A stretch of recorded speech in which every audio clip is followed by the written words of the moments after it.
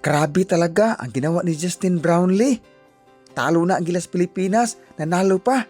Iba talaga kapag may pusong Pilipino. Sa tulong ni Ido, Kikyo, walang imposible. Panalo na ang ating Gilas Pilipinas versus KSE. At syempre naman, sa tulong ng ating head coach si Tim Con at sa mga local player, walang imposible, panalo na ang ating Gilas Pilipinas versus KSE. Bago tayo magpatuloy, ito muna ang ating giling-giling.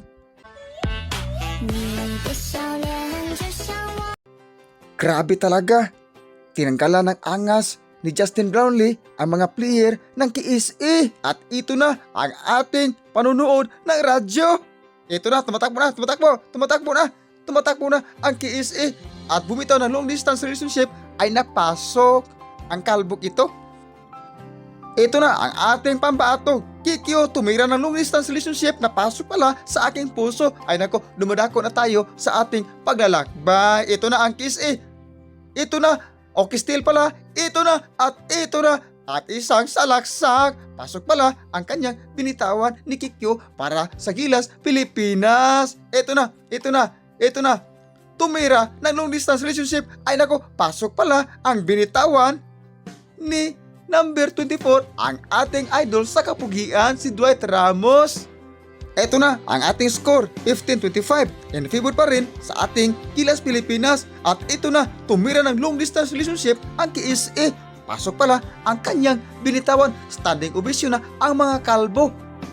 Ito na ang pangalawang binitawan ng long distance relationship, pasok pala para sa KSE. At malapit na mahabol ang ating Gilas Pilipinas. At ito na, pumasok pa ang kanyang kartada at malapit na mahabol ang Gilas Pilipinas. Ay nako, 1 point na lang ang habulin ng KSE. Ay nako, sobrang nakakasakit ng ating puso dahil lamang na ang KSE. At hindi naman pahuli si Junmar Fajardo, nasa bench nakaupo. At ito na ang dakdak galing kay Ido. Ito na, Justin Brownlee tumira ng short long distance relationship, napasok pala. At ito na para sa laban ng ating mga puso, sumasalaksak. Shoot pala ang binitawan ni Kikyo. Tingnan natin ang replay ng ating radyo. Ay nako, pasok pala ang kanyang binitawan. Ito na, tumira ng long distance relationship. Pasok pala ang binitawan ng KSE. Standing ovation na ang mga palamuti sa ating mukha. Ito na, at naging follow sa ating Gilas Pilipinas. Mag-follow na kayo sa akin. At ito na, sumasalaksak na ang ating mga puso. Tumatakbo na ang KSE. At ito na, Justin Brownlee parang nangangamoy nuipi. Ito na, pumasok ang kanyang salaksak. Ito na ang ating score, 43-46. Lamang pa rin ang Gilas Pilipinas. Hatid natin sa mainit na oven. Ito na ang ating hinihintay. Wait for a minute sa kapeng mainit. Ito na ang giling-giling.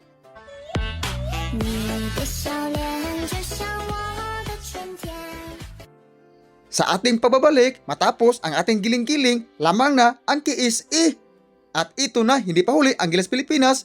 Tumira ng follow si Ido. Ay nako, galing pala ni Dwight Ramos. Ito na, Justin Brownlee bumitaw ng short long distance relationship. Pasok pala ang kanyang pamalo. At ito na, lamang na ang KSE sa Gilas Pilipinas. At isang saksak ng KSE at nakatindig balahibo sa kilikili ang ginawa ng KSE. Ito na, Justin Brownlee. Ito na, sumasalaksak. At naipasok ang kanyang perimeter. At ito na ang ating Gilas Pilipinas, tumatakbo na. At ito na ang kanyang binitawan ni EG Ido. Ay nako, pasok pala. At standing ovation na ang mga mama. Ito na ang KSE bumitaw ng long distance relationship. Ay nako, na-follow. Mag-follow na kayo sa akin. Ay nako, ito na ang Gilas Pilipinas, tumatakbo na at bumitaw ng long distance relationship. Pasok pala ang binitawan para sa ating mga Filipino. At ito na, tingnan natin ang replay ng radyo. At ito na, pasok para sa ating mga Filipino ang binitawan ni Justin Brownlee. Iba talaga kapag ang puso Pilipino. Ito na sumasalaksak at bumitaw ng long distance relationship na pasok ang binitawan ng ating pambansang Kikyo. Grabe talaga ang ginawa ng Gilas Pilipinas, nakatindig balahibo ni Japet Aguilar. Ay nako, tingnan natin ang replay ng ating radyo.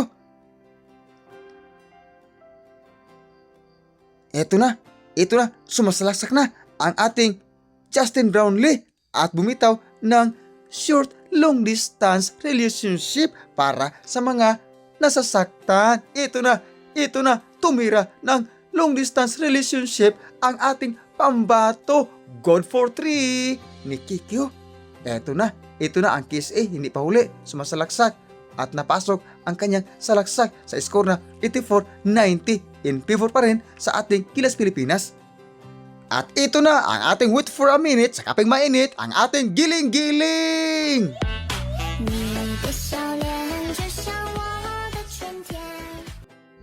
Ito na, Luzon, Visayas, Mindanao, Misamis, panalo na ang ating Gilas Pilipinas sa score na 85-95 sa UT.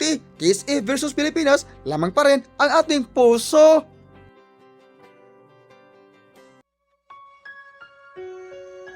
Kahit alam mo na ikaw ay masasaktan, pinilit mo pang lumaban kaysa bumitaw.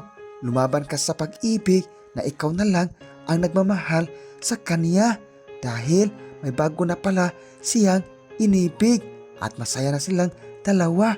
Ang sakit, diba?